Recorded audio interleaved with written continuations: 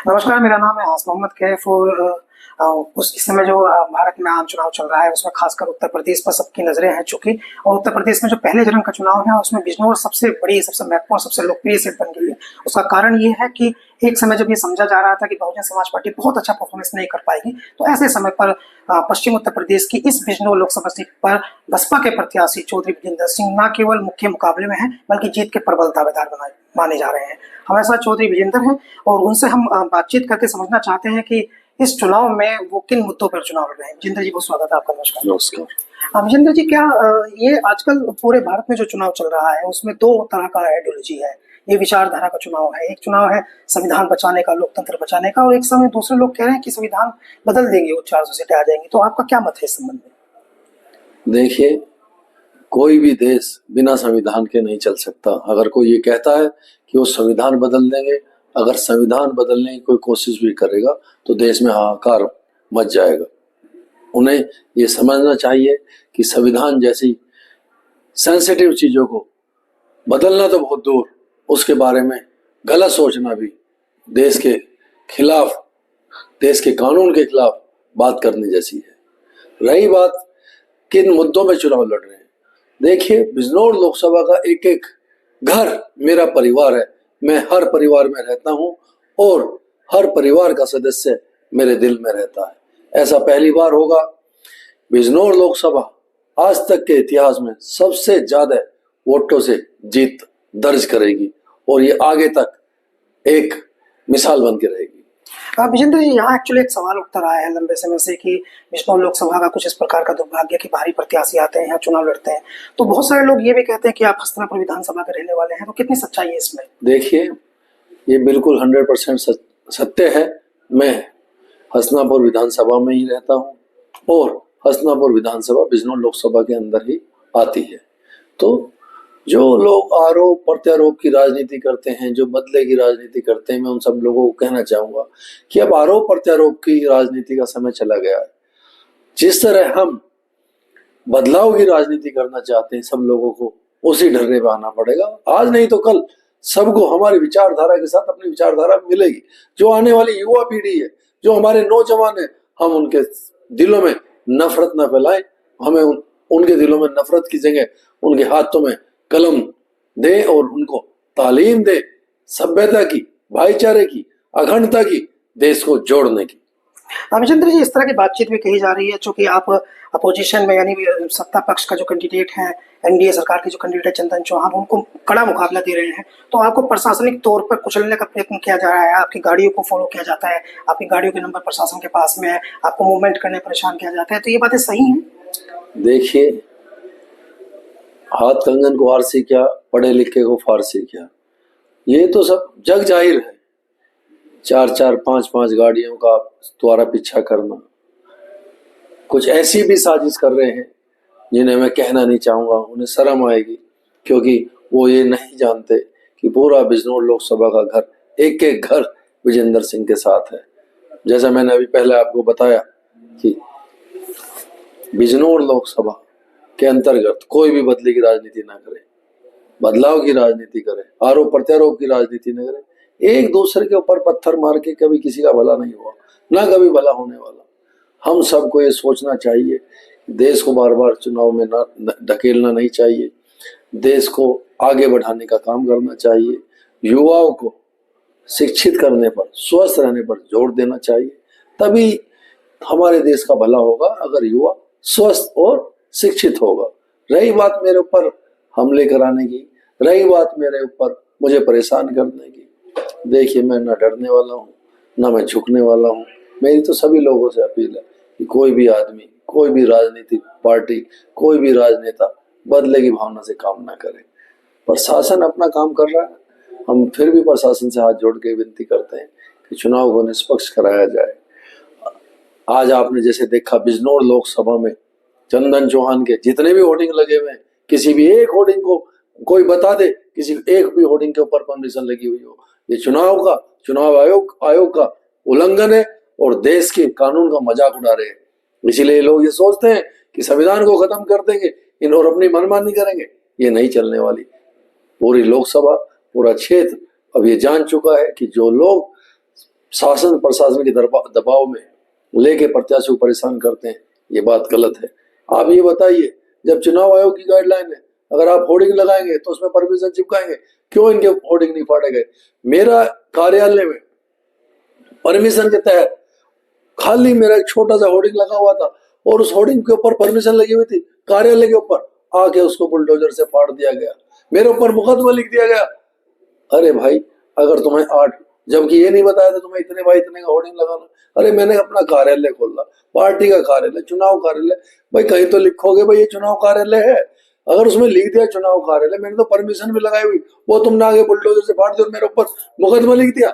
और दूसरी तरफ जहां एनडीए का प्रत्याशी खुलेआम चुनाव आयोग की धज्जियां उड़ा रहा है, जिसकी हमने आज शिकायत चुनाव आयोग में भी करी, फोटो के साथ करी, प्रूफ के साथ करी, इतने इलीगल होर्डिंग लगाए हुए हैं, अगर आप गिन लो तो चारों तरफ आज इलीगल होर्डिंगों का बिजनौर लोकसभा में चंदन चौहान द्वारा एक मकड़ जाल फैलाया हुआ है। ये सरासर गलत है। इसीलिए मैं कहता हूं कि कानून और संविधान के खिलाफ ये लोग जो बात कर रहे हैं ये सरासर गलत है और ये कानून को अपने हाथों में ले रहे हैं। इन्हें आने वाले समय में जवाब मिलेगा। विजेंद्र जी, आप क्षेत्र में घूमते हैं, लोगों से बातचीत करते हैं, अभी तो आप बहुत ज्यादा मूवमेंट भी कर रहे हैं, तो आपको क्या लगता है कि इससे पहले के जो सांसद रहे हैं जिनको लेकर के क्षेत्र में बहुत ज्यादा नाराजगी रही है मल्लिक नागर जी को, वो आरएलडी में आ गए हैं, अब संभवतः अपने भाई को मीरापुर विधानसभा भविष्य में लड़ाना चाहते हैं, इसकी वजह से बहुत चेंजेस हुआ है यहाँ पॉलिटिकल सिनेरियो में। जो दूसरे कैंडिडेट बीजेपी के वहां लड़ना चाहते थे वो इंटरनल अब आपको सपोर्ट कुछ दे रहे हैं, समीकरण कुछ बन रहे हैं, तो आपको क्या लगता है कि ये जो करतार बढ़ाना या मल्लिक नागर, ये बाहर से जो लोग आके यहाँ शिफ्ट होते हैं और आप मवाना के रहने वाले हैं चूंकि इसी लोकसभा का हिस्सा है, तो क्या मुद्दे यहाँ हैं जिन पर आप काम करना चाहते हैं? देखिए, जहां तक भारी प्रत्याशी का सवाल है, वो अब समय और जमाना चला गया कि कोई भी प्रत्याशी पैरासूट में आए और आके चुनाव लड़े, जनता को बेवकूफ बनाए और भाग जाए। अब ऐसा नहीं चलने वाला। जनता भी समझ चुकी है और राजनीतिक पार्टी भी समझ चुकी है काफी हद तक। रही बात उनके रालोद में जाने में, उनकी अपनी इच्छा है, पार्टी का अपना अपना उद्देश्य होता है कि किस तरह के आदमी को ले रहे हैं, क्या उनकी मानसिकता है। जब जो सांसद पिछले 5 साल में 5 दिन लोकसभा में ना आया हो तो किसी पार्टी में उसकी भी ऐसी पार्टी की वो इच्छा होगी, उनका भी सारे एक जैसे लोग इकट्ठा हो रहे तो उनका नाश होना स्वाभाविक है। रही बात विकास के मुद्दों की, हस्तिनापुर से लेकर चांदपुर तक 14 किलोमीटर का एरिया पड़ता है। आज तक बहन कुमारी मायावती जी जब 2007 में इस प्रदेश की मुखिया बनी, उन्होंने उस रोड को बनाया, उस पुल को बनाया। उनके बाद आज तक उस पुल की मरम्मत नहीं हुई। उसका कारण ये है, उसका आज नतीजा ये है कि आदमी को अगर चांदपुर जाना हो तो पहले मेरठ से हसनापुर से बिजनौर जाएगा, बिजनौर से चांदपुर जाएगा। अगर उस पुल की मरम्मत भी करा देते, जो बहुत छोटे पैसों का काम है, जो वहाँ लाखों लोग रहते हैं, कई हजार परिवार रहते हैं, उनकी जिंदगी का सवाल है। पानी आता है, पानी भर जाता है, किसी के घर में आप बरसात में पानी भर जाए, किसी के बर्तन रखे। हम लोग गरीब समाज से आते हैं, हम लोग किसान समाज से आते हैं। किसान की कमाई क्या होती है? किसान के लिए तो घर और खेत बराबर होता है, लेकिन किसान के घर में अगर पानी भर जाए कैसे रहोगे? आपको देखना चाहिए।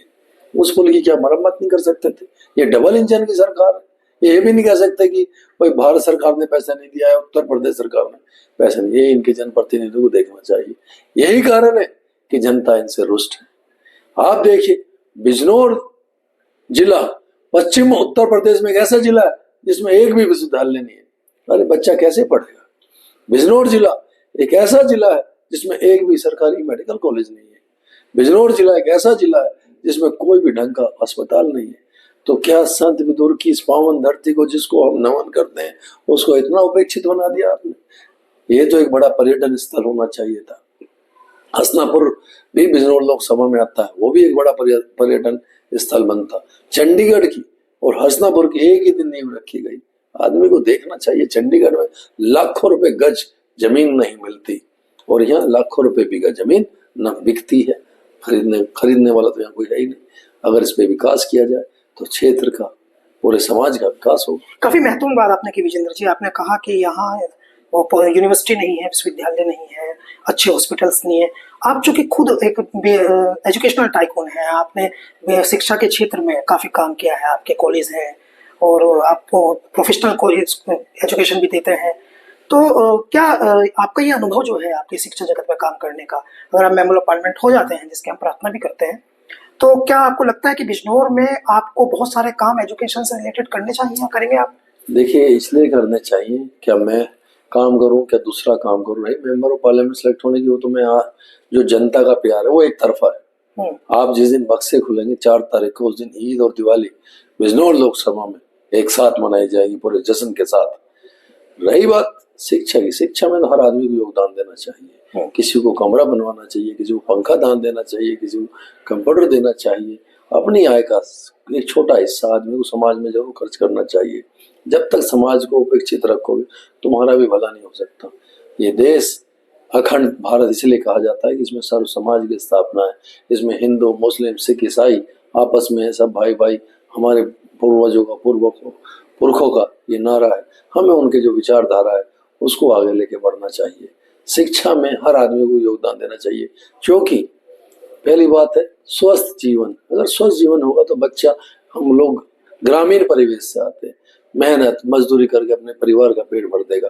और अगर बच्चा स्वस्थ और शिक्षित दोनों होगा तो अपने परिवार के साथ साथ, अपने रिश्तेदारों के साथ साथ, अपने गांव वालों के साथ साथ, अपने क्षेत्र के लोगों का, सबका भला करेगा, सबका पालन पोषण कर सकता है।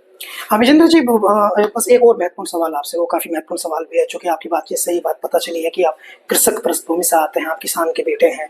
और एक और खास बात है, यहाँ की उत्तर प्रदेश की सियासत में बड़ा चेंज हुआ है। आप जाट कम्युनिटी से भी आते हैं, तो एक बहुत बड़ा यहाँ चेंज हुआ है कि जयंत चौधरी के एनडीए में जाने के बाद किसानों की जो लड़ाई है, जो दिल्ली बॉर्डर पर चल रही थी, एमएसपी के इशूज थे और बहुत सारे इशूज थे, वो काफी मजबूत लड़ाई थी और अब वो कमजोर दिखने लगी है।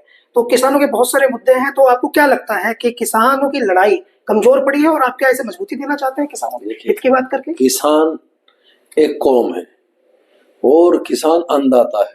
किसान अपने बच्चों की, अपने परिवार की परवाह किए बगैर पूरी पूरी रात खेत पर बिता देता। आज भी हमारे यहाँ 24 घंटे बिजली नहीं आती। और आप देख सकते हो, सोच सकते हो कि जिसके यहाँ 24 घंटे, हम विकसित देश की बात करते हैं, अब वहां पर लाइट भी ना आती हो, लोग कैसे पढ़ेंगे, कैसे रहेंगे, कैसे जीवन यापन करेंगे? आप एक दिन खेत में बिता कर सो के देखें बिना लाइट के, वहां सांप भी आएंगे, वहां मगरमच्छ भी आएंगे, वहां चित्ते बघीरे भी आएंगे। यहाँ पर नील गाय का इतना आतंक है, इतना आतंक है कि आए दिन यहाँ पर हत्या और दुर्घटना होती रहती है नील गाय की वजह से, बाघ बघेरों की वजह से। सरकार को ये सोचना चाहिए कि अगर उन्होंने जिम्मेदारी ली है तो किसी भी क्षेत्र को अपेक्षित नहीं रखना चाहिए। हाँ, बहुत धन्यवाद विजेंद्र जी। बस एक अंतिम सवाल, चूंकि महत्वपूर्ण सवाल है। आपके आरोप, आपके विपक्षी जो है आप पर अक्सर ये आरोप लगा रहे हैं कि आप धन बल बाहुबल के दम पर चुनाव लड़ रहे हैं, जबकि आपका क्या कहना है कि आप सेवा बल के बल पर चुनाव लड़ रहे हैं। एक्चुअली है क्या? देखिए भाई, अगर धन के बल पे मैं चुनाव लड़ता तो आपको दिखाई देता। ये मैंने तो कहा, विपक्षी पार्टियां हैं, विपक्षी लोग हैं, आरोप प्रत्यारोप की राजनीति इनके खून में है। और मैं कहता हूँ, अरे मैं तो किसान का परिवार हूँ। अगर मैं जहाँ जाता हूँ और आज 10,000, 20,000, 50,000, 1,00,000 लोग इकट्ठा हो रहा है, तुम पैसे खरीद के दिखाओ। मैं चैलेंज करता हूँ इन नेताओं को जो चुनाव लड़ रहे हैं, अपने दम पर, अकेले दम पर खड़े होकर 50,000, 1,00,000 लोगों की भीड़ 24 घंटे के अंदर करके दिखाए। और ये इस गांव का लाल विजेंद्र सिंह जहां भी खड़ा हो जाता है, हजारों आदमी वैसे आ जाते हैं। वो उनका प्यार है, उनका सम्मान है, वो पैसे से खरीदे हुए लोग नहीं है। अरे किसान तो जज्बाती होता है और लोग जज्बात से खेलने की बात करते हैं। अरे जज्बात से कभी किसी के जज्बात से नहीं खेलना चाहिए। जज्बातों को सलाम करना चाहिए, उसे आदर्श मानना चाहिए और दिमाग से कभी कभी काम नहीं करना चाहिए, कभी कभी दिल से भी काम करना चाहिए। हम सब लोग ग्रामीण परिवेश से आते हैं, हमारे जज्बातों से ना खेलें, हम सभी से ये अपील करते हैं। क्योंकि अगर हम जज्बाती लोग अगर इकट्ठे हो गए यहाँ पर तो इनकी जमानत तो जब्त करा देंगे, इनको शर्मिंदगी भी होगी। और इनके अगर हम पुराने कारनामे बता दें, भाई आज तक ये क्षेत्र में नहीं आए, विकास नहीं करा, आपके सामने भैंसुम्मा से लेके बिजनौर तक सड़क के नाम पर केवल गड्ढे हैं। बिजनौर से लेके नगीना तक सड़क के नाम पर केवल गड्ढे हैं। हसनापुर से लेके चांदपुर तक गड्ढे ही गड्ढे, सड़क का तो नाम ही नहीं है। ऐसे कितने एरिया थे। चलिए आप मेरे साथ किसी भी गांव में इस कैमरे को लेके आप खुद ब्याह कर लेंगे, आपकी आंखों में आंसू आ जाएंगे। ऐसे ऐसे घर है गांव में जहाँ लाइट तो बहुत दूर की बात है, छप्पर पड़े हुए, और किसी ने अगर लेंटर भी डाल लिया उसमें प्लस्तर तक नहीं है, दरवाजे नहीं है। लोग गाँवों में लोगों के घर पे पर्दा टांग के काम करते हैं, और एक रूम में 4-4 बच्चे और पति पत्नी रहते हैं। उनके लिए कितनी असहनीय पीड़ा होगी। इस दर्द को वो मजाक बना के रखते हैं। इसलिए लोग मेरे साथ खड़े हुए हैं, इसलिए सारा परिवार मेरे साथ खड़ा है। ये जनता बोलते हैं, अरे ये जनता नहीं है, बिजनौर लोकसभा का एक एक घर मेरा परिवार है, और मेरे परिवार के बारे में अगर कोई अशोभनीय टिप्पणी करेगा, ये जनता, ये परिवार बिल्कुल बर्दाश्त नहीं करेगा। हाँ, बहुत धन्यवाद। विजेंद्र सिंह जी से बात हुई, और देखिए अमूमन जो है वो एक बात बिल्कुल समझने वाली है, वो ये है कि इनकी बातचीत में गरीब के लिए दर्द दिखाई देता है, और कई बार इन्होंने जो जीवन संघर्ष किया है, जो जमीन से उठ करके ये यहाँ तक पहुंचे हैं, वो भी तारीफ के काबिल है। और उम्मीद करेंगे, हम इनके लिए प्रार्थना भी करेंगे कि ये भविष्य में सांसद बने। और धन्यवाद आपका बहुत।